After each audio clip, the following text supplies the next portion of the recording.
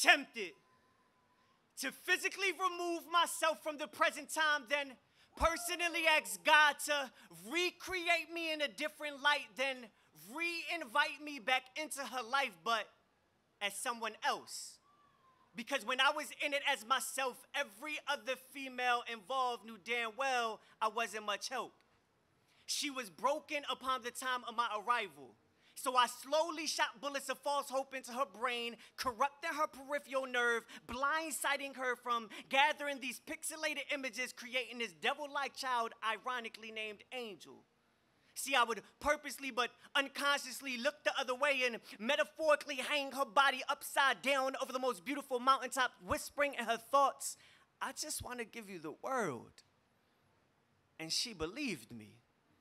I guess she didn't notice what hell looked like at this abstract angle, so I left her strangled by her own foolishness wrapped around the 6-inch heels of her ankles, dragging her along as a sample of how beautiful women cannot handle this corrupted poetic example.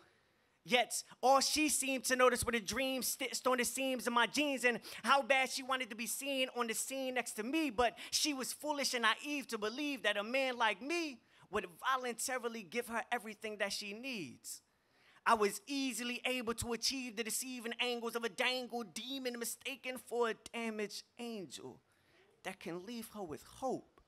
And once I fed her with forever, whenever I spoiled her with whatever, my mind cleverly convinced her hearts of pressure to measure pain as pleasure, and there appeared her release cord, mirroring her insecurities, but disguising them as beautiful lies, mimicking God's skies, and the stars were symbolic to the amount of tears that would stain her face with cries followed by, "I apologize, young queen, for making you compromise your self-worth.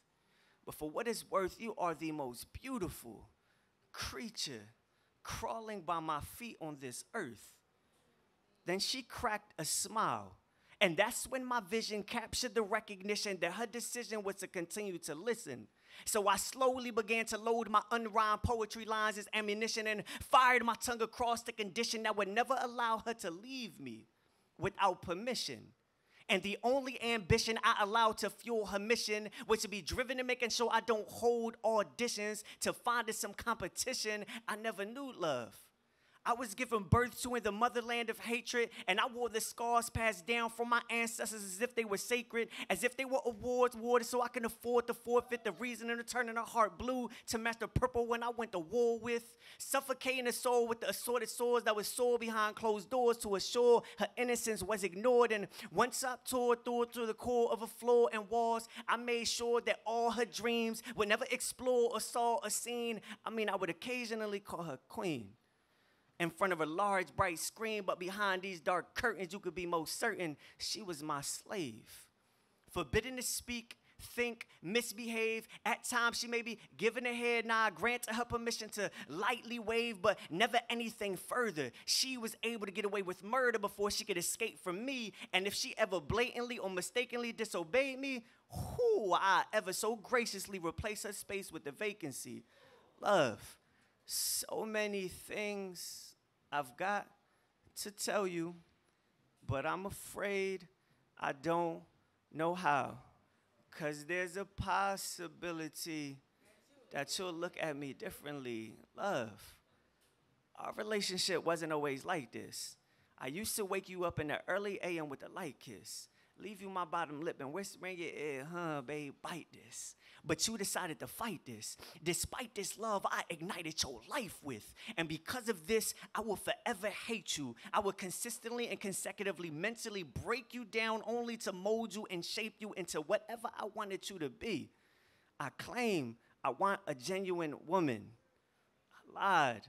I just want a dope Barbie. Beautiful and mindless, merely a walking mannequin trophy. So be careful, love, on the next woman you send to approach me. Due to the content of this product, I must acknowledge a few flaws before effects become inescapable and victims become incapable of integrating with this cause. I am the poet your creator never warned you of. So please don't be so naive to believe that a man like me could ever truly fall in love.